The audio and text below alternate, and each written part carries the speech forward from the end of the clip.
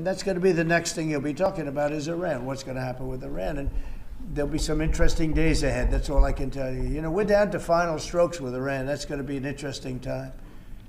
And we'll see what happens. But we're down to the final moments.